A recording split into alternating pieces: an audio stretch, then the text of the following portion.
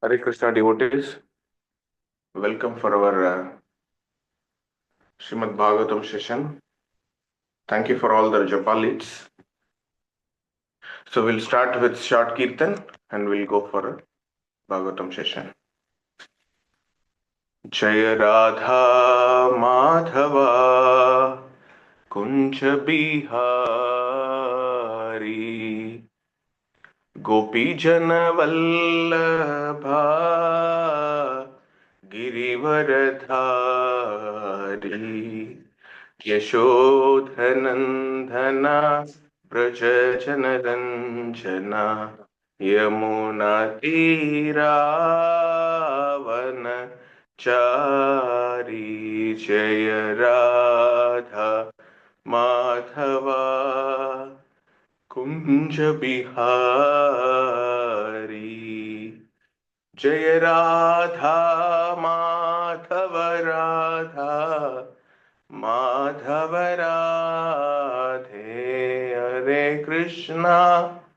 Hare Krishna Krishna Krishna Hare Hare Hare Rama Rama Rama Hare Hare Jaya Prabhupada Jaya Prabhupada Prabhupada Shila Prabhupada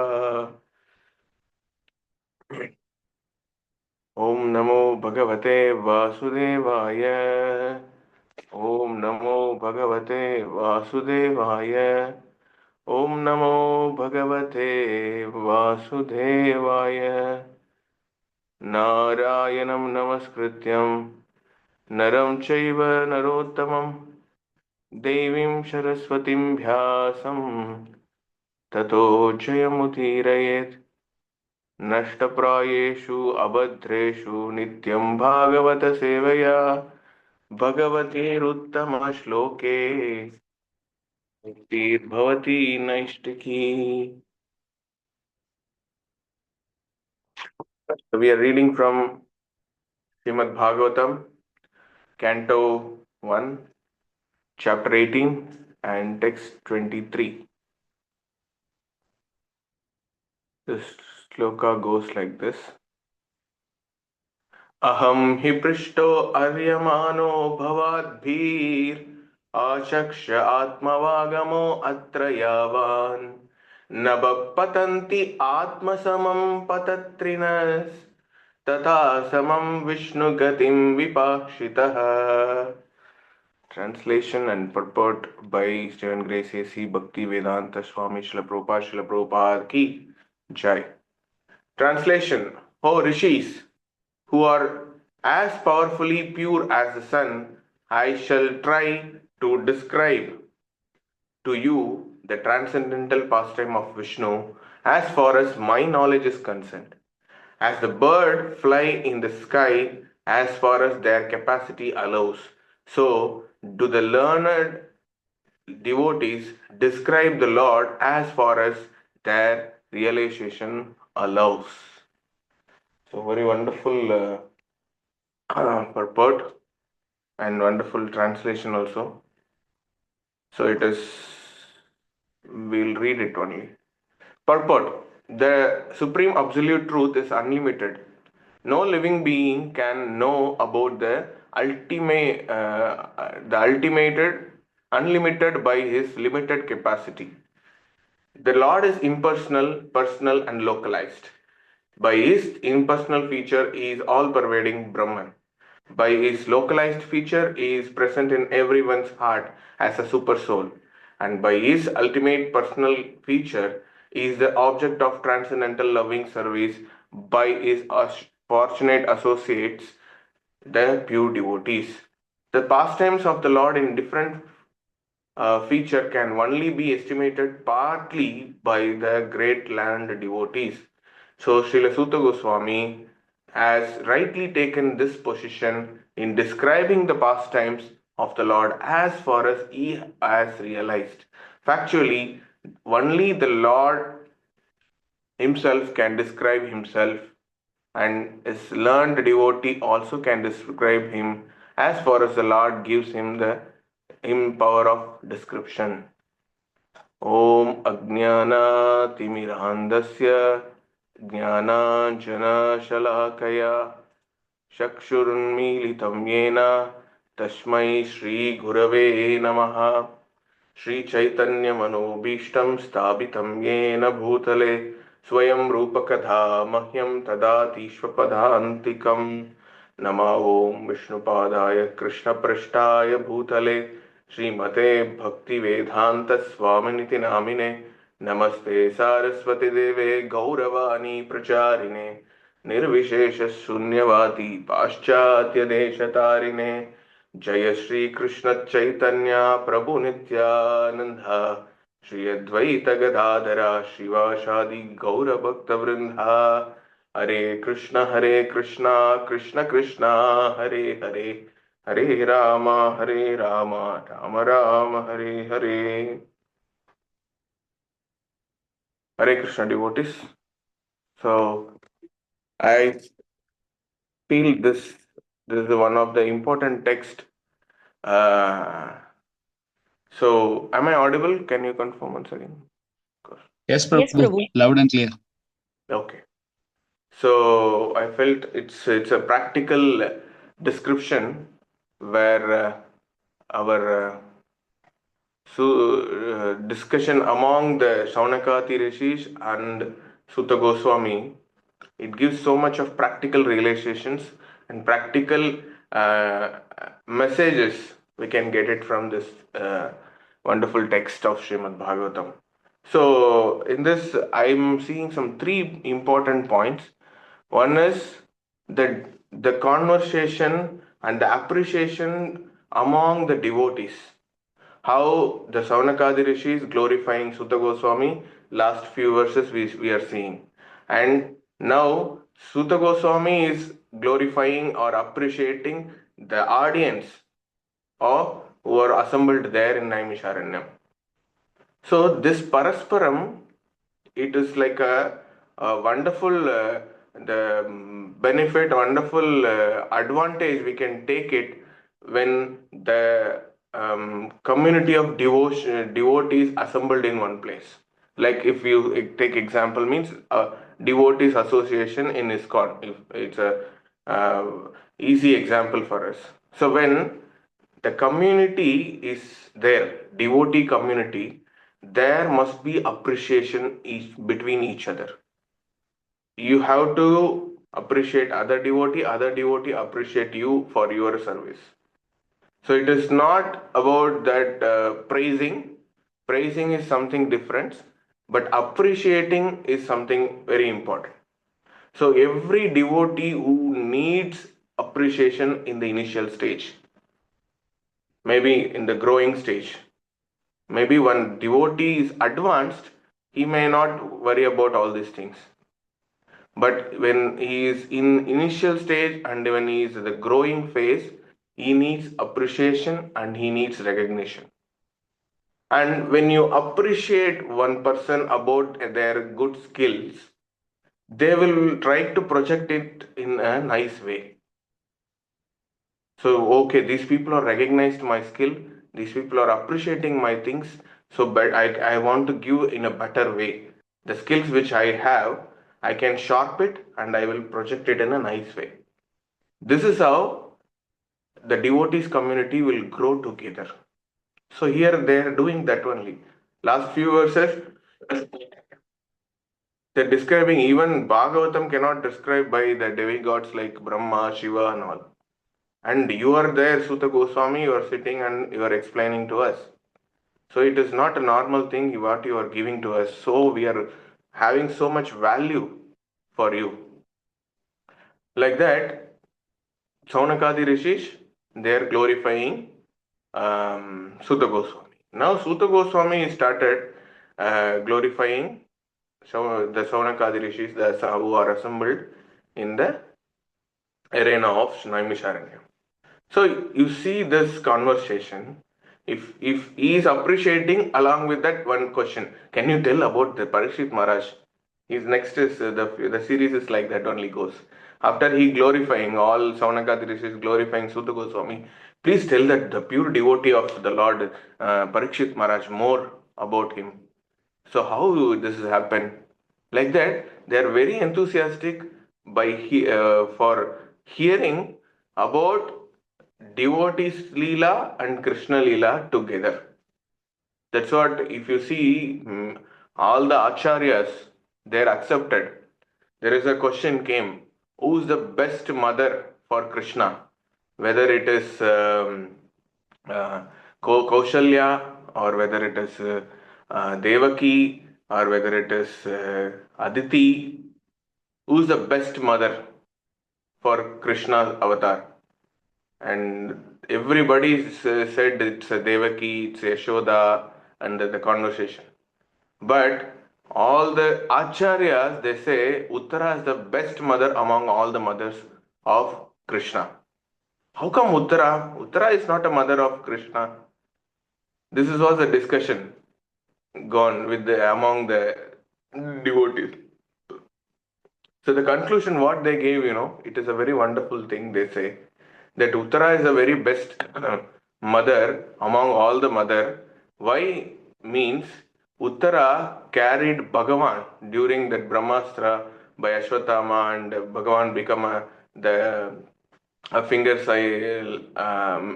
sized, and he go and be in the Garbha, in the womb of Uttara for some time.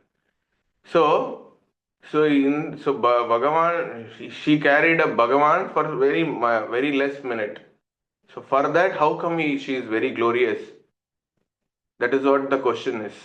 So they say there is no chance for all other mothers carrying at the same time the Supreme Lord and the pure devotee together in one womb. I think you are getting. So Uttara has a very wonderful, glorious moment, or fortunate, that she had carried the same time the Supreme Lord as well as his own pure devotee of the Lord together in one womb. So while discussing this, what I understood is Parikshit Maharaj birth also protected by Krishna, and Parikshit Maharaj death also protected by Krishna. Parikshit Maharaj birth is Sakshat Bhagavan came and protected. Here, Parikshit Maharaj's death is protected by Sakshat Bhagavan's pastimes. Srimad Bhagavatam protected. So I felt very nice this conversation which I heard very long back. And how come this Parikshit Maharaj is such a devotee? His birth also protected by Krishna, death also protected by Krishna in different forms. So that is very beautiful realization which I got. So why I am telling all these things is because these Shaunakati rishis assembled in Naimisharanya, they are just waiting. What happened to Parikshit Maharaj? Please, can you tell me, no? And how he is asking with nice appreciation. You are such a person. You are not this. You are a wonderful guy. Even demigod cannot describe. You can describe. That's what. So now the Sutta Goswami is replying. Actually, Sutta means it's a kind of category who is not a Brahmana level or not in a Kshatriya Vaishya level. It's in between. They're like a combination or hybrid, we can say. Sutta means you can hear about this Roma Harshana Sutta. Maybe Sutta Goswami past time, if you told that there is no time for that. So the Roma Harshana Sutta you might have heard. Otherwise, we will discuss when those chapters comes in Srimad Bhagavatam. We'll discuss that. So Sutta means it's something. It's not a Brahmana caste or it's not a Kshatriya class. It's in between. But the people who are assembled in front of the Sutta Goswami is all well versed Brahmanas, philosophers, sages, rishis, munis. Everybody is sitting, Vyasadeva sitting, Narada Muni sitting, and on the whole assembly, if you see, great rishis and great Siddha Purushas, all are in different ideas, but everybody is in learned Brahmana. That's what here described. but they're all put into one place to hear from Suta Goswami. Because Suta Goswami is a disciple of Sukadeva Goswami. The devotee who is surrendered or under in the disciplic section of the pure devotee is considered to be more authorized. This is the wonderful example you can never see anywhere. He may be in the class, Varnashrama system, he may be the Suta, but he is the topmost, more than a Brahmin class, because he is a disciple of the great Sukadeva Goswami. Because you cannot describe this, you cannot fix this is into this. So all the Brahmana level of people, they're sitting and under the Sutta Goswami and hearing from him. So it is not about the caste, it's not about Varnashrama system, it is about the authority of pure devotee's disciple. So in this angle, if you hear the things which you are hearing, things which you are reading, it will be authorized. Otherwise, it is unauthorized. That is what we can take from this. Now, the beautiful poetic description here it is said by Sutta Goswami that he is feeling that Bhavad Bhir. Bhavad Bhir means so I am just serving to you because you are as good as Aryamanaha. Aryamanaha means Arya means here it is sun they are mentioning. So you are so pure, powerful and pure as good as sun. Means what? We know all the description already. There is an example. Sun is very pure. It is not contaminated by your material. This thing. Sun is sucking the water from the sea. Sun is sucking the water from the lake, and sun is sucking from the water where you there is a dust. What do you call it? That dusty water, and where it is urine, everything is evaporated together, but sun is not affected by this. So that is what the description. So that is what they're using sun is so pure. So that I am not going to explain now. That anyway you people know. So my here the point is Sukadeva Goswami is taught whole Srimad Bhagavatam to Suta Goswami in the assembly. It was given to Parikshit Maharaj. Then Suta Goswami also witnessed there. So he is just telling now with a very great humble mood that I shall try to describe to you the transcendental pastimes of Vishnu as far as my knowledge is concerned. And the word here it is used by Prabhupada is such a nice word that the learned devotees describe the Lord as far as their realization allows. You see that word? As far as their realization allowed. It's not that as far as what he heard allows, as far as he watched YouTube videos allowed. It's not like that. As far as they are realized. So Prabhupada in the purport also making very nice point. Because Lord is unlimited. Like Sutta Goswami giving the example of bird. Because sky is unlimited. How much the bird's capacity and wings of the bird, it can fly high. Because sky is unlimited. How much you can understand, that much only it can understand.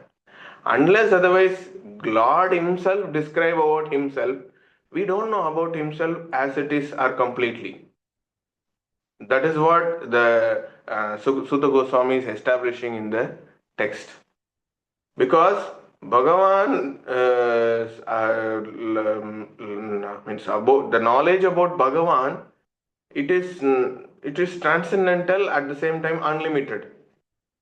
So if you are just describing this about Bhagavan, it is like your own limitation, your own level, you can explain it. Like how I am explaining very insignificantly. Because my capacity is this much only to understand God and telling about God. But that is also only possible when you make the create, I mean, you get knowledge about Bhagavan, it has to make to you to realize from the knowledge. Like I can read Shastra, But unless otherwise I realize those shastras, I cannot able to convey the message of the Lord. Because if I am not realized, it is like a parrot speaking only. Parrot will also say Hare Krishna, but it doesn't feel that what is that Hare Krishna and all about. They say Hare Krishna, Hare Bol and all. We are seeing our devotees, they are keeping so many birds and they're making them to talk, all these things. So he doesn't know, but simply he says parrot speaking, looks very good, all these things. But unless otherwise you are saying Hare Krishna and the parrot saying Hare Krishna, there is a different. Maybe the Hare Krishna mantra has power working on parrot also, that is different. But the realized way you are telling means that makes transformation in others. So I usually say to our boys that unless otherwise your realization is not perfect, you cannot transformation or yourself or others. So realization is directly proportional to transformation. So we can see some YouTube videos. That's what I saw. Everybody started hearing than reading nowadays. People are not they're not habituate to read. Even students, they're just sitting watching YouTube and that's a portion, and they're taking notes and writing the exam. So it is not about reading nowadays, because Vedic time, Satya Yuga, people's IQ is very good, memory power, concentration, everything was good. When Guru says, they will hear 100 percentage and they deliver the 100 percentage. But the Kali Yuga is so bad and we are having Manda Buddhi. We cannot do that 100% what my Guru is telling and 100% I can deliver the same. It is not happening. When my Guru is telling 100 percentage, I maybe deliver 0.5 percentage only. So the hearing is not working out in Kali Yuga. If we are hearing also, if you are not realized what you heard, then this is actually it won't transform others and or yourself. If something which has to transform yourself, you should realize something. That is what Prabhupada also used the word of as far as their realization allows. So devotees, when especially people who are doing preaching, please realize things, because our Shastra is saying realization, not cut, copy, paste. So it's very clear. So when unless otherwise you realize, you cannot transform others and yourself. That is a Vedic injunction, I can say. So we can cut, copy, paste from any of the lecture, and whether it is authorized, unauthorized, we don't know. But still what we do, we just hear some lectures and we deliver. So that is not a correct habit. You have to read, deliberate on it, introspect it, ask. When you deliberate, when you're putting mind, when you're putting intelligence there, definitely question arises. When question arises, you have to check with your mentor, check your Siksha Guru is accessible. If you it is question is you feel it's very big, you can write it to your Diksha Guru also. If you feel that your mentor or Shiksha Guru cannot answer, you can ask your Diksha Guru also. We have very wonderful setup in ISKCON. Some of the Diksha Gurus so available, I can say. They're just available in mails and WhatsApp. There are in Kerala, I saw one Maharaj. You can call anytime Maharaj. When he is free, he will attend call and he will answer. So those kind of devotees are there. So to deliver us, to give guidance to us all the time, thinking of us, feeling responsible for us. We have nice setup also. Seniors, mentors, Shiksha Gurus, Diksha Gurus. So what else we want? But what we do is YouTube. Nowadays it's ChatGPT also, it's growing very fast. Anything is there, ChatGPT is there for us. So it is not the correct way. So here Prabhupada is making in purport that the absolute, supreme absolute truth is unlimited. Prabhupada never says the supreme personality of Godhead is unlimited. Prabhupada use words very carefully. So that's what when you read purport and deliberate on it, you can speak these kind of things. Why Prabhupada not use the supreme personality of Godhead, Krishna is unlimited. But Prabhupada what he wrote is the supreme absolute truth is unlimited. Because the supreme person, absolute truth in Bhagavatam it is called Samam Bhonam. So that is what it mentioned in the canto 10. Lord is unlimited because he is supreme absolute truth. You cannot understand it unless otherwise he is describing you to you. That is what we have to hear and read Bhagavad Gita because it's a Lord himself describe how about him. You cannot find any of the Vedic text describing about oneself to us, whether it is Lord Shiva is talking or Brahma is talking. Maybe here and there we can see Brahma is saying, I am a servant of Narayana, and Lord Shiva says, I am waiting for the pure devotion towards Vishnu. All these things we can see here and there in Vishnu Purana, Brahmanda Purana, everywhere. But the real Bhagavan is speaking that Aham Sarvasya Prabhu. He's telling Mattah Parataram Nanyat. He's clearly telling, you cannot understand me, but I am this, I am unlimited. Nobody greater than me. And I am everybody's heart as Paramatma. So these kind of words is literally screwing us. My God, how come this is why we cannot able to understand this unlimited? Because we have everything limited ideas. We have our own shortcomings, our own limitations. With that limitations, when we broke this limitation, you can see God everywhere. So that's what Guru Maharaj once he said that when the spiritual life starting means there is no private life. Spiritual life means there is no private life. It is not privacy. Guru Maharaj is talking. It's like a one's private life. Everybody has public life and personal life and then private life. Everybody has this. Whether you are agreeing or not, this is the scenario. Unless otherwise the one person's mood, if what he is thinking, that only he knows and Krishna knows. That is the private life part. Personal life means myself and my family, my wife. This is my personal life. Public life means how I'm being with the society and what is my profile, everything.